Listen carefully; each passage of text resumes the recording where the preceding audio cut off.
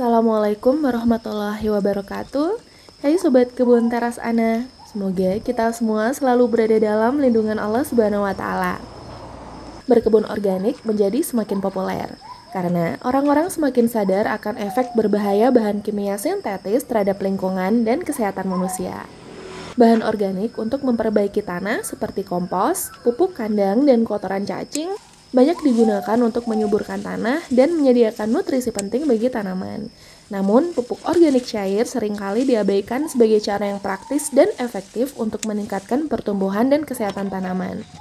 Pupuk organik cair jauh lebih ramah lingkungan daripada pupuk kimia dan dapat dibuat menggunakan bahan-bahan yang tersedia di dapur dan kebun kita.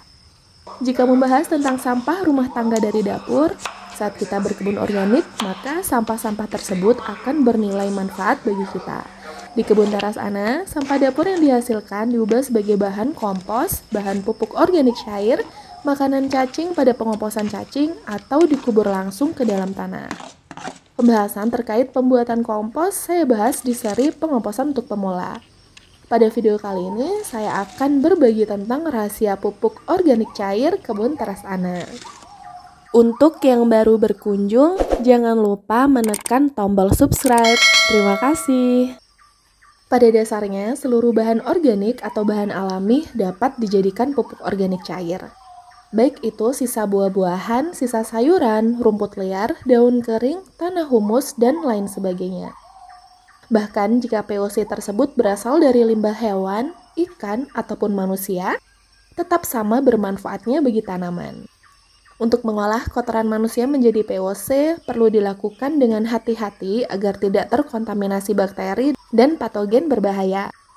Selain itu, air seni juga dapat digunakan sebagai bahan POC, di mana urin mengandung senyawa esensial, yaitu 80% nitrogen, 20% fosfat dan kalium, 75-90% nitrogen berbentuk urea, 90-100% fosfat dan sulfur dalam bentuk anorganik terlarut.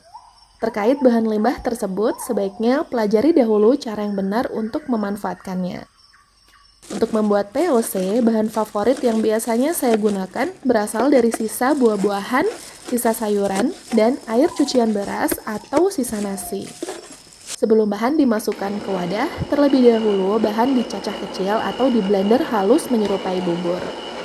Sebenarnya tidak masalah jika ingin memasukkan bulat-bulat. Tetapi berdasarkan pengalaman saya, menghaluskan bahan POC seperti ini membuat bahan-bahan tidak berdesakan di dalam wadah sehingga memudahkan kita saat mengaduk atau saat mengambilnya untuk diaplikasikan ke kebun. Terlebih jika wadah yang kita gunakan tidak begitu besar. Selain itu, karena penguraian yang terjadi di dalam POC teramat sangat lambat, tanpa menghaluskannya, bahan-bahan organik tersebut tetap akan bertahan dengan bentuk awalnya, sehingga akan menyulitkan kita saat akan memasukkan bahan yang baru. Jika larutan POC yang kita buat seperti bubur, saat akan menggunakannya, bahan organik halus tersebut akan ikut terambil, dan kita dengan mudah mengisi kembali wadah dengan bahan baru. Siklus berulang dan kita akan terus memiliki pupuk organik cair untuk kebun dan tanaman kita. Catatan tambahannya, harus dipahami bahwa pupuk yang baik menyediakan 3 nutrisi utama bagi tanaman, yaitu nitrogen untuk pertumbuhan daun, fosfor untuk pertumbuhan akar, dan kalium untuk pembungaan dan pembuahan. Kita dapat meresepkan POC sesuai kebutuhan tanaman. Misalkan saat tanaman membutuhkan lebih banyak nitrogen di tahap awal pertumbuhannya, khususnya saat pembentukan daun dan batang, maka masukkan lebih banyak sisa sayuran hijau, potongan rumput, atau tanaman-tanaman dengan kandungan tinggi nitrogen. Pembahasan tentang beragam tanaman tinggi nitrogen juga sudah saya bahas. Semoga kalian sudah menyimaknya. Jika tanaman di kebun mulai berbunga atau pada akhir pembungaan, maka tanaman membutuhkan banyak kalium. Kita dapat memperbanyak kalium di POC dengan menambahkan kulit pisang, sabut kelapa, jerami, air kelapa, kurma, dan lain sebagainya. Sedangkan nutrisi fosfor bisa kita dapatkan pada batang pisang atau kulit pisang, daun bambu, daun kelor, sabut kelapa, dan lain-lain. Dikarenakan tanaman membutuhkan fosfor dalam jumlah besar sepanjang siklus hidupnya, terutama pada tahap awal perkembangan, maka lebih baik jika kita menambahkan kotoran hewan ternak atau pupuk kandang secara teratur pada tanaman. Bahan lain yang tidak kalah pentingnya adalah bahan yang mengandung mikroorganisme lokal. Bisa kita dapatkan dari sisa nasi yang sudah basi, air cucian beras, terasi, tanah humus, akar bambu, tempe atau tahu basi, tape, yogurt, atau EM4 yang mudah kita dapatkan di toko-toko pertanian. Untuk saya, mikroorganisme lokal yang saya tambahkan juga berasal dari sisa bahan dapur. Misalkan saja air cucian beras, terasi, tempe, atau nasi yang sudah terlanjur basi. Biasanya, hanya dalam beberapa hari, di permukaan POC akan mulai dipadati dengan jamur kecil berwarna putih. Jamur tersebut berbentuk seperti bulu-bulu halus dan nantinya akan memenuhi semua permukaan POC yang merupakan salah satu ciri POC siap untuk digunakan. Di awal pembuatan, terkadang saya menunggu sampai 3 minggu, di mana wadah saya isi penuh dengan bahan organik. Jadi, selama 3 minggu tersebut, saya tidak menambahkan bahan apapun agar tidak mengganggu proses fermentasinya. Selain itu, wadah rutin dibuka tutup untuk memudahkan udara di dalam keluar. Di waktu berikutnya, saat POC siap digunakan, saya hanya menggunakan sebagian POC atau menyisakan setidaknya 1/4 bagian dari wadah. Hari-hari setelahnya, saya mulai mencicil mengisi wadah kembali dengan sampah sisa dapur.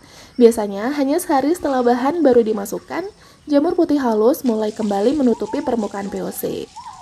Ini dikarenakan sisa POC sebelumnya sudah kaya akan mikroorganisme dan berkembang memperbanyak diri kembali dengan bahan baru yang kita tambahkan. Di sini saya tidak lagi menunggu selama 3 minggu untuk menggunakan POC.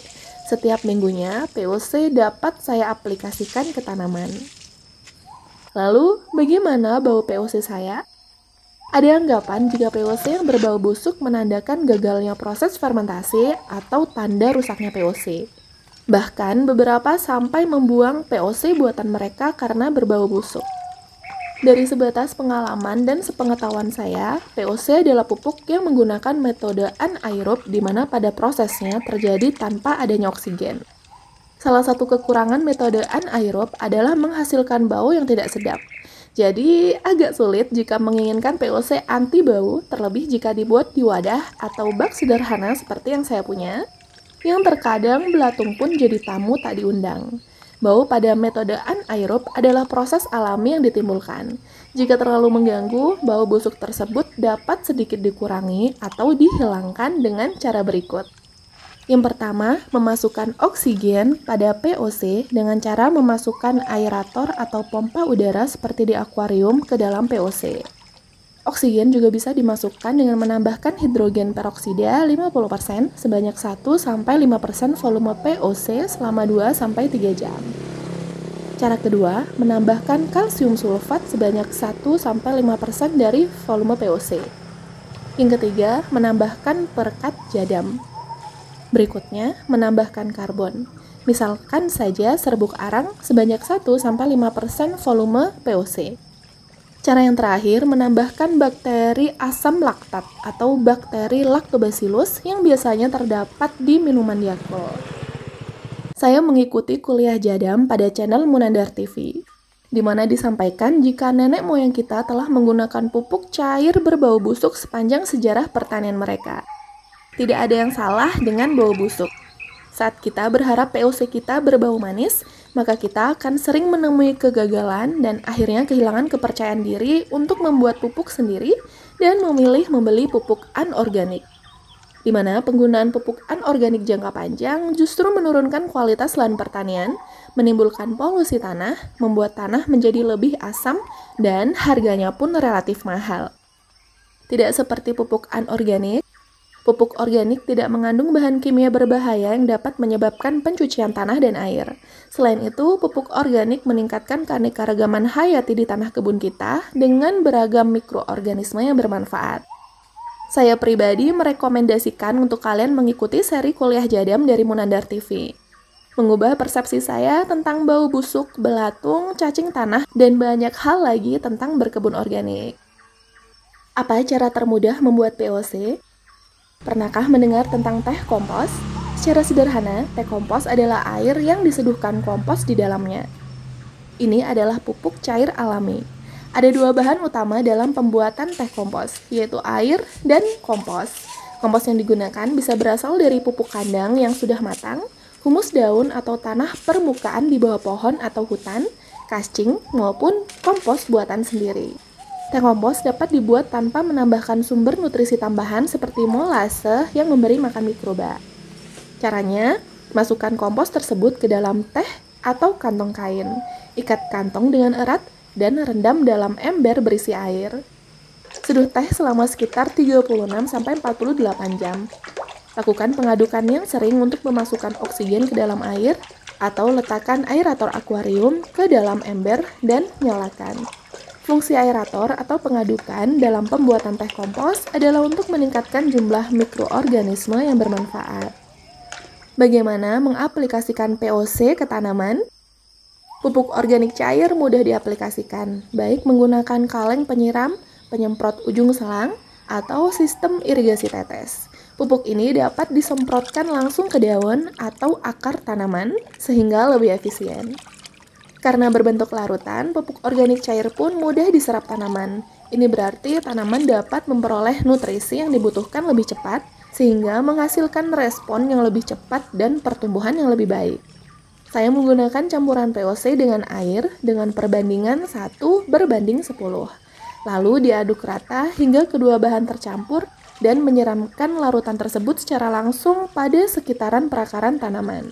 Pemupukan rutin 1-2 minggu sekali. Terkadang bergantian dengan pupuk organik padat seperti kompos atau pupuk kandang saat musim hujan. Jika ingin diaplikasikan dengan cara penyemprotan, maka lebih baik POC disaring terlebih dahulu untuk memisahkan bahan-bahan yang berpotensi menyumbat alat semprot kita. Perlu diperhatikan bahwa tidak dianjurkan untuk menggunakan pupuk cair saat puncak musim hujan, karena pupuk cair akan larut dalam air dan tercuci. Pupuk organik seperti kompos dan pupuk kandang lebih cocok digunakan saat musim hujan karena teksturnya lebih kasar sehingga tidak mudah hanyut oleh air. Jika penasaran dengan aneka bahan organik tinggi nitrogen untuk pembuatan POC, klik video pada kiri layar. Jika ingin tahu beragam bahan organik tinggi kandungan kaliumnya, klik video pada kanan layar. Semoga bermanfaat. Wassalamualaikum warahmatullahi wabarakatuh.